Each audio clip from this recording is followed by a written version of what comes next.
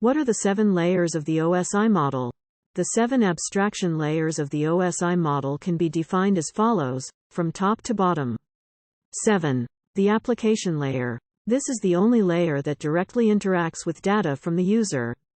Software applications like web browsers and email clients rely on the application layer to initiate communications. But it should be made clear that client software applications are not part of the application layer. Rather, the application layer is responsible for the protocols and data manipulation that the software relies on to present meaningful data to the user. Application layer protocols include HTTP as well as SMTP. Simple Mail Transfer Protocol is one of the protocols that enables email communications. 6. The presentation layer. This layer is primarily responsible for preparing data so that it can be used by the application layer. In other words, Layer 6 makes the data presentable for applications to consume. The presentation layer is responsible for translation, encryption, and compression of data. Two communicating devices communicating may be using different encoding methods, so Layer 6 is responsible for translating incoming data into a syntax that the application layer of the receiving device can understand. If the devices are communicating over an encrypted connection, Layer 6 is responsible for adding the encryption on the sender's end as well as decoding the encryption on the receiver's end so that it can present the application layer with unencrypted, readable data. Finally, the presentation layer is also responsible for compressing data it receives from the application layer before delivering it to Layer 5.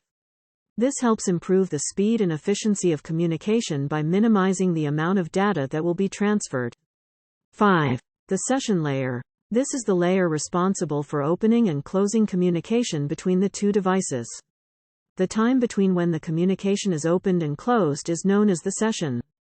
The session layer ensures that the session stays open long enough to transfer all the data being exchanged, and then promptly closes the session in order to avoid wasting resources. The session layer also synchronizes data transfer with checkpoints. For example, if a 100 megabyte file is being transferred, the session layer could set a checkpoint every 5 megabytes. In the case of a disconnect or a crash after 52 megabytes have been transferred, the session could be resumed from the last checkpoint. Meaning only 50 more megabytes of data need to be transferred. Without the checkpoints, the entire transfer would have to begin again. 4. The transport layer. Layer 4 is responsible for end-to-end communication between the two devices. This includes taking data from the session layer and breaking it up into chunks called segments before sending it to Layer 3. The transport layer on the receiving device is responsible for reassembling the segments into data the session layer can consume. The transport layer is also responsible for flow control and error control. Flow control determines an optimal speed of transmission to ensure that a sender with a fast connection does not overwhelm a receiver with a slow connection.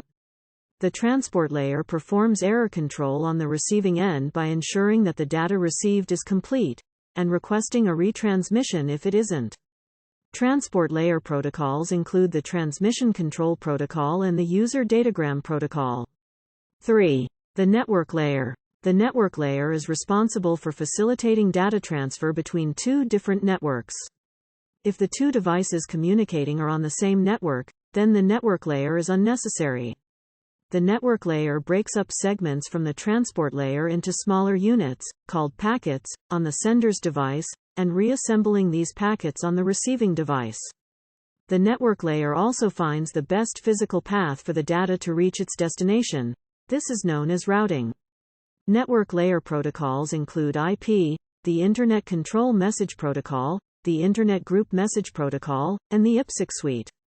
2. The data link layer. The data link layer is very similar to the network layer, except the data link layer facilitates data transfer between two devices on the same network.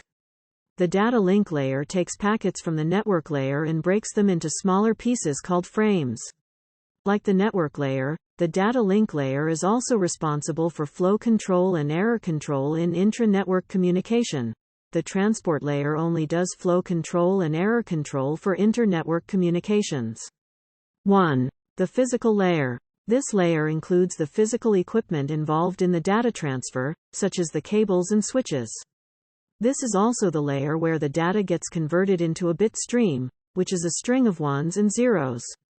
The physical layer of both devices must agree on a signal convention so that the ones can be distinguished from the zeros on both devices.